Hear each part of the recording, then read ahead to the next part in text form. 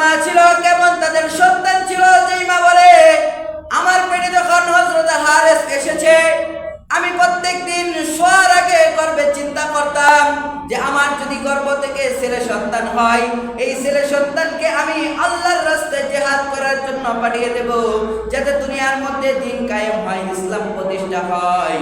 ইসলাম প্রতিষ্ঠা হওয়ার জন্য আমি আমার ছেলেকে আল্লাহর রাস্তায় জিহাদে পাঠিয়ে দেব। নবী বলেন ইন কুনতুম তুহিব্বুনাল্লাহ, কুল ইন কুনতুম তুহিব্বুনাল্লাহ ফাত্তাবিউনি ইউহিব্বুকুমুল্লাহ ওয়া ইয়াগফির লাকুম যুনুবাকুম ওয়াল্লাহু গফুরুর রহিম।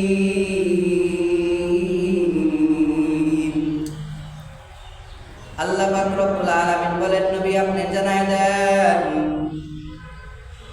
কেউ যদি আমি আল্লাহ পাক রব্বুল আলামিনকে পেতে চাই, সে যেন আপনি নবীকে ভালোবাসে, আপনি নবীর মহব্বত করে। কুল ইন কুনতুম তুহিব্বুনাল্লাহ ফাত্তাবিউনি ইউহিব্বুকুমুল্লাহ ওয়া ইয়াগফির লাকুম যুনুবাকুম আল্লাহু গফুরুর রহিম। তাহলে আমি আল্লাহকে কেউ যদি পেতে চাই, আপনাকে যাতে ভালোবাসে মহব্বত করে, যদি আপনাকে ভালোবাসে মহব্বত করে, আমি ওই বান্দার সমস্ত গুনাহগুলিকে মাফ করে দেব। আল্লাহু গফুরুর রহিম, এবং আল্লাহ পাক রব্বুল আলামিন ক্ষমাকারী। এখন এই আয়াত দ্বারা বোঝা গেল যে আল্লাহ তাআলাকে যদি আমি আপনি পেতে চাই, আল্লাহ তাআলার বানানো জান্নাত যদি আমি আপনি পেতে চাই, তাহলে আমার করণীয় হলো নবীকে ভালোবাসতে হবে। এই নবীকে কিভাবে আমি আপনি ভালোবাসবো? বলে নবীর ভালোবাসা কেমন ভালোবাসা? নবীকে সাহাবায়ে কেরাম কিভাবে ভালোবাসছেন, আনুগত্য করছেন, আর আমরা কি রকম মহব্বত করি? বলে একজন সাহাবী ছিলেন হযরত হারিস রাদিয়াল্লাহু তাআলা আনহু। কেমন ভালোবাসা বাসছেন আল্লাহর নবীকে। হযরত হারিস রাদিয়াল্লাহু তাআলা আনহুর ঘটনা যদি বলা হয়, এর বান্দা চোখের পানি ধরে রাখা যায় না। হযরত হারিস ছিল একটা ছোট বাচ্চা। বদরের যুদ্ধের সময় যখন আল্লাহর নবী যুদ্ধের জন্য ডাক দিলেন, হযরত হারিস রাদিয়াল্লাহু তাআলা আনহু এইবার আল্লাহর নবীর সামনে যা বলে, ইয়া রাসূলুল্লাহ, ইয়া হাবিবাল্লাহ, আমি আপনার সঙ্গে যুদ্ধে যেতে চাই। ইয়া রাসূলুল্লাহ, আমি আপনার সঙ্গে যুদ্ধে যেতে চাই। হযরত হারিস ছিল একটা তলোয়ার যতটুকু লম্বা হয়, যুদ্ধ করতে গেলে একটা তলোয়ার যতটুকু লম্বা হয়, হযরত হারিস ছিল ততটুকু লম্বা। হযরত হারিস এবার যখন আল্লাহর নবীর কাছে এই কথা বলে, আল্লাহর নবী বলেন, রে হারিস, একটা তরবারি দ্বারা যুদ্ধ করা হয়, তুমি হারিস এই তরবারির সমান ততটুকু লম্বা। তোমাকে যদি আমি যুদ্ধে নিয়ে যাই, তুমি যুদ্ধে যে কিভাবে তরবারি চালাবা, তুমি কিভাবে শত্রুদের মোকাবেলা করবা, তুমি এখনো ছোট মানুষ, তোমার যুদ্ধে যাওয়া লাগবে না। এইবার হযরত হারিস রাদিয়াল্লাহু তাআলা আনহু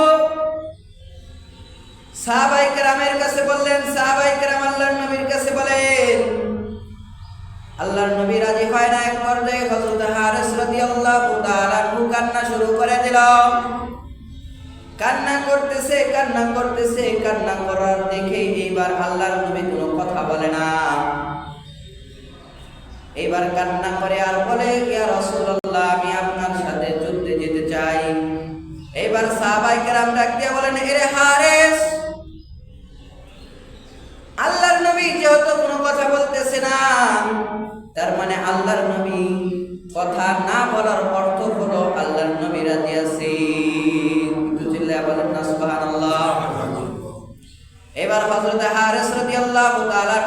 নবীর সাথে যুদ্ধে গেল। এবার যুদ্ধে যাওয়ার পর সমস্ত সাহাবায়ে কেরাম যুদ্ধে মোকাবেলা করতেছে। হযরত হারিস রাদিয়াল্লাহু তাআলা আনহু তো ছিলেন, ওই যে তরবারি যতটুকু লম্বা ঠিক ততটুকু লম্বা ছিল হযরত হারিস। এইবার হযরত হারিস রাদিয়াল্লাহু তাআলা আনহু শত্রুপক্ষকে মোকাবেলা করতে যাইয়া, শত্রুপক্ষকে মারতে যাইয়া নিজের তরবারির আঘাতে নিজেই মৃত্যুবরণ করে ফেলছে। নিজের তরবারির আঘাতে নিজেই মৃত্যুবরণ করে ফেলল। এইবার যখন যুদ্ধ শেষ হয়ে গেল, এইবার যখন যুদ্ধ শেষ হওয়ার পর সমস্ত সাহাবায়ে কেরাম যুদ্ধ থেকে চলে আসলো। যুদ্ধ থেকে আসার পর এইবার ওই যে সাহাবায়ে কেরাম গুলি শহীদ হলো, ওই সাহাবায়ে কেরামের মায়েরা আসতেছে তাদের ছেলেদের লাশ নেওয়ার জন্য আর কান্না করতেছে, তাদের ছেলেগুলো শহীদ হয়ে গেল। আবার কিছু সাহাবী তাদের স্ত্রীগুলো আসতেছে তাদের স্বামীদের লাশ নেওয়ার জন্য। তাদের স্বামীরা যুদ্ধে যায় আল্লাহর রাস্তায় যায় শহীদ হয়ে গেল, তাদের লাশ নেওয়ার জন্য এসেছে। এবার হযরত হারিসের মা রাস্তার মধ্যে দাঁড়ায় রয়েছে। হযরত হারিসের মা দাঁড়ায় দাঁড়ায় ডাক দিয়ে বলে, রে সাহাবায়ে কেরাম, আমার হারিস কোথায়? কিছু সংখ্যক সাহাবী ডাক দিয়ে বলেন, রে হারিসের আম্মা, তোমার হারিস নিজের তরবারির আঘাতে নিজেই তো মৃত্যুবরণ করে ফেলছি। আরেক দল সাহাবী ডাক দিয়ে বলেন, রে আম্মা জান, না না, আপনার হারিস শহীদ মর্তবা পেয়েছে, শহীদদের দরজাতে এসে শহীদ হয়ে গেছে। এবার হযরত হারিসের মা কান্না করে, এবার নবীজির কাছে যায়, নবীজির কাছে যায় কান্না করে আর বলে, ইয়া রাসূলুল্লাহ, আমার হারিস যখন আমার গর্ভের মধ্যে এসেছে, আমার গর্ভের মধ্যে আসার পরে যখন আমি রাতের বেলা ঘুমাইতে যাইতাম, রাতের বেলা ঘুমাইতে যে আমি প্রত্যেক দিন এই আশা আমার মনের ভিতরে থাকতো, আমার যদি ছেলে সন্তান হয়, এই ছেলে সন্তানকে আমি আল্লাহর রাস্তায় জিহাদ করার জন্য পাঠিয়ে দেব। একটু চিল্লা বলেন না সুবহানাল্লাহ।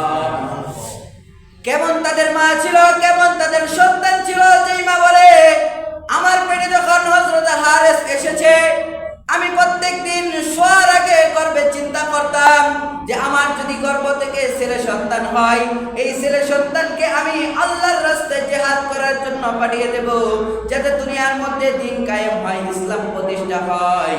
ইসলাম প্রতিষ্ঠা হওয়ার জন্য আমি আমার ছেলেকে আল্লাহর রাস্তায় জিহাদে পাঠিয়ে দেব। এবার হযরত হারিসের মা ডাক দিয়ে বলেন, ইয়া রাসূলুল্লাহ, আমার হারিস যদি আল্লাহর রাস্তায় যায় শহীদ হয়ে থাকে, তাহলে এই যে আমি হারিসের মা, আমার চোখের পানি সমস্ত কান্না আমি চোখের পানি মুছিয়া লইলাম। আর যদি আমার সন্তান আল্লাহর রাস্তায় যায় শহীদ না হয়ে থাকে, তাহলে আমি মায়ের চোখ থেকে কান্না কেউ বন্ধ করতে পারবে না। এবার হযরত হারিসের লাশ আল্লাহর নবীর সামনে আনা হলো। আল্লাহর নবী এবার তার পাঠার উপরে হযরত হারিসের লাশটা রাখা, হযরত হারিসের লাশের দিকে আল্লাহর নবী তাকাইলো, তাকায় তাকায় বলে, কি মহব্বত আমি নবীর জন্য। এমন মহব্বত হযরত হারিসের ছিল। ছোট্ট একটা বাচ্চা মাত্র তরবারির সমান লম্বা, আমি নবীকে কেমন মহব্বত করে, আমি নবীকে মহব্বত করে আমি নবীর সাথে যুদ্ধ করার জন্য, দুনিয়াতে ইসলাম প্রচার করার জন্য, দ্বীন কায়েম করার জন্য, প্রতিষ্ঠা করার জন্য আমি নবীর সাথে যুদ্ধে চলে গেল। এই ছিল সাহাবায়ে কেরামের আল্লাহর নবীর প্রতি ভালোবাসা। এসো কোরআনের আঙিনা, এসো শান্তির মোহনা, এসো কোরআনের আঙিনা।